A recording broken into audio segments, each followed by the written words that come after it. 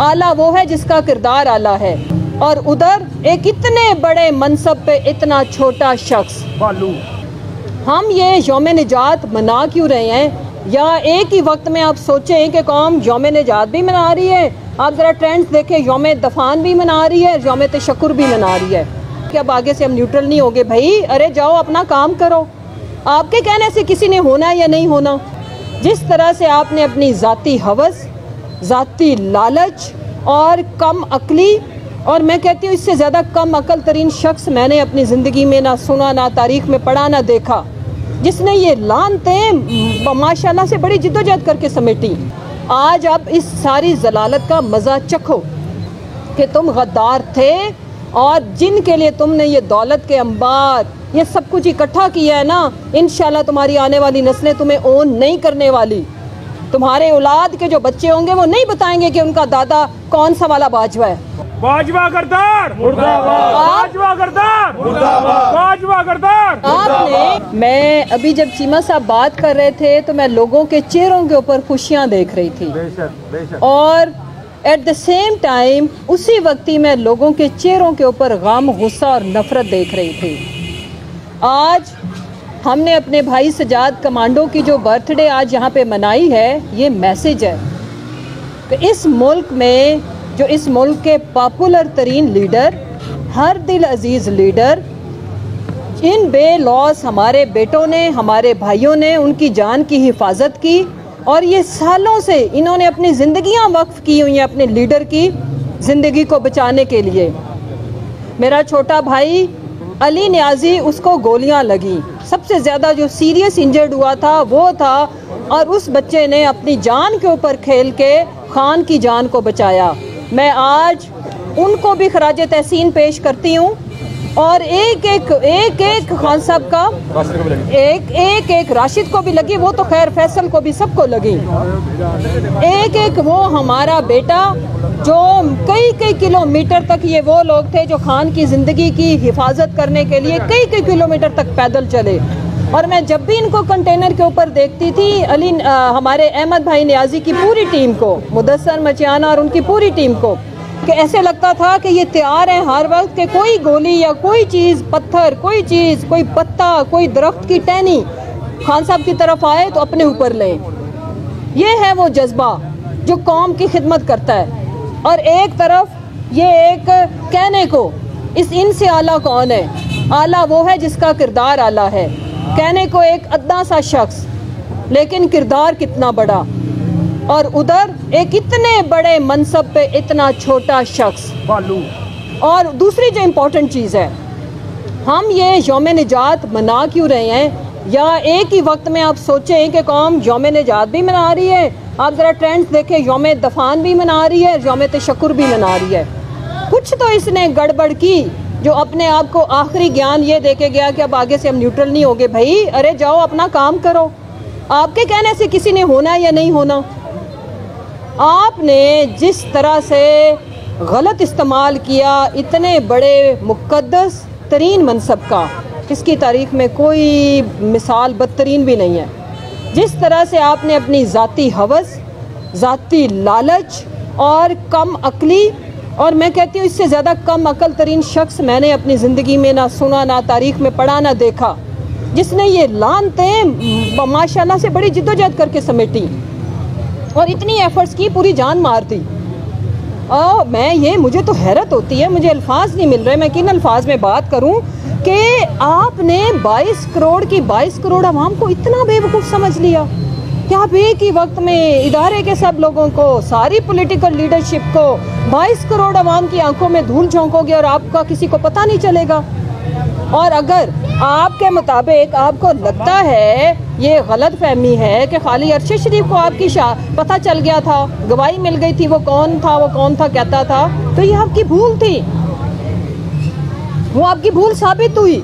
ये ज़रूर है कि वो हमारे ऊपर, हमारे कौम के कंधों के ऊपर इतना बड़ा बोझ छोड़ के गया है।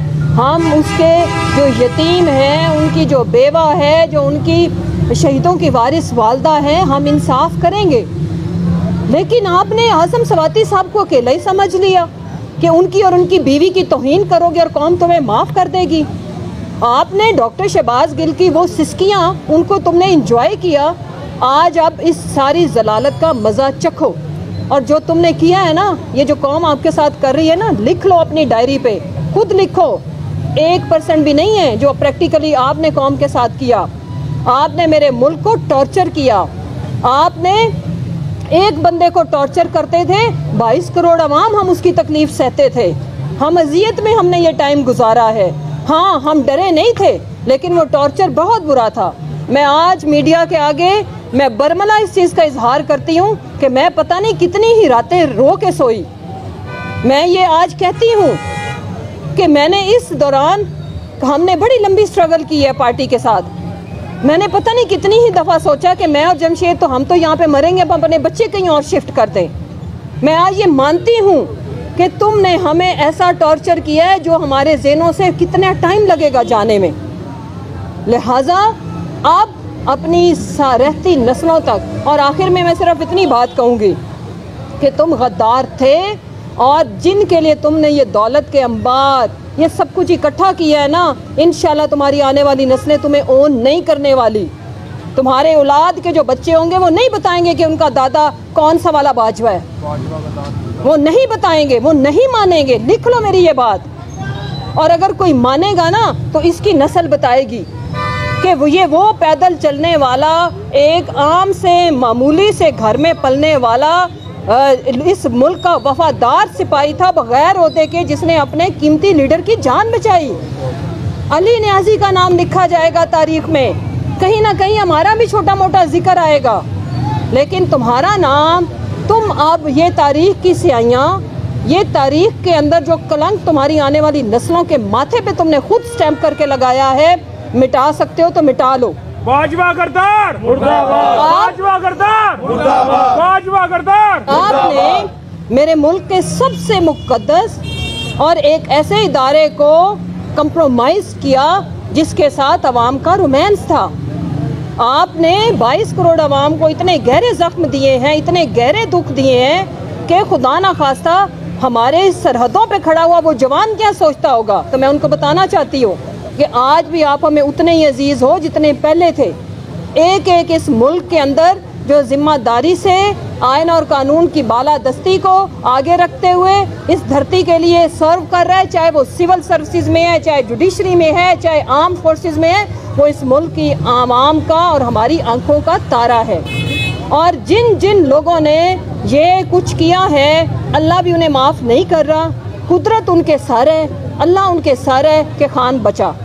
अल्लाह और ये जो 22 करोड़ की मखलूक यहाँ पे बसती है, हम इतने गुनाहगार नहीं थे कि तुम जीते और हम हार जाते। आज आके देखो, जीते हम हैं, जीता हक है, जीता सच है, जीता खान साहब भी है, पाकिस्तानी भी है, और खान की जीत में हम सब की जीत है, क्योंकि वो पाकिस्तान की जीत की बात कर रहा है। कोई ज़ाती एजेंडा नहीं है कि 4 गोलियाँ खाने के बाद जिस तरह से खान साहब स्टेज पे पहुँचे हैं, हम सारे वहाँ पे रोए। मुझे बाद में पता चला कि पूरी कौम उनको इस हालत में देख के हम रो रहे थे। ये आंसू ऐसे रायगा तो नहीं जाने वाले। अब अगली सारी ज़िंदगी वो जितनी भी अल्लाह ने आपकी बचाई है, रोएंगे आप, मुंह छुपाएंगे आप, आपकी नस्लें आपको ओन नहीं करेंगी। और एंड ये कानून कुदरत है, मेरा ख्याल है इतनी सज़ा काफ़ी है। जहाँ तक रहेगी अकाउंटेबिलिटी की बात, वो मैं अपील करती हूँ फिर एज़ ऑलवेज़ अपने आला अदलिया से, सुप्रीम कोर्ट से, कि जिन जिन लोगों ने एक आइनी ओहदे का गैर आइनी इस्तेमाल करके आइन और कानून की धज्जियाँ उड़ाई हैं, खुदारा उनके बारे में कुछ सोचें, उनके बारे में ये सख्ता तोड़ें। ये सख्ता तो आपको तोड़ना ही पड़ेगा, बिकॉज अवाम रोज़ाना अब आपकी तरफ मुंह उठा के फरियाद भी करती है, कभी झोलियाँ उठाती है। आज़म सवाती साहब स्टिल वेटिंग में हैं। अगर आपने उनके साथ इंसाफ किया होता तो दोबारा उनको उठाने की कोई जुर्रत भी ना करता। इंसाफ की फराहमी तक हकीकी आज़ादी की ये पुरअमन जंग, बुनियादी इंसानी हकूक़ की ये पुरअमन जंग जारी रहेगी। हम पाकिस्तान के अंदर डिस्ट्रक्शन चाहते तो जितना जम्मे गफ़ीर था पिंडी में, हम जाते इस्लामाबाद। हम पाकिस्तान को आबाद देखना चाहते हैं, फलता फूलता देखना चाहते हैं, खुशहाल देखना चाहते हैं। उसके राज एक ही चीज़ के अंदर है, रूल ऑफ लॉ। कोई इस मुल्क के आईने पाकिस्तान से बालातर नहीं है। सबसे आला हाकमियत वाली ज़ात अल्लाह की है, और अल्लाह के बाद मुकद्दस ऐवानों के अंदर जो ऐवान मिल के बनाया कानून उसकी है, और इंशाअल्लाह नबी सल्लल्लाहु अलैहि वसल्लम की जो हदायत हैं उनके मुताबिक उस फ़लसफ़े को जिसकी बात करते हैं खान साहब, रियासत मदीना के ऊपर हमारी दुआ भी है, हमारी ख्वाहिश भी है, हमारी एफ़र्ट भी है कि हम इस मुल्क को लेके जाएंगे। और मुबारक हो पाकिस्तानियों को, मुल्क जा रहा है, मुल्क बच रहा है। इंशाअल्लाह जीतेगी जमहूरियत, जीतेगा आईने पाकिस्तान, जीतेगा हमारा खान, आएगा एब्सोल्यूट मेजॉरिटी के साथ, अल्लाह की मदद के साथ साथ, अवाम की ताकत के साथ इंशाअल्लाह।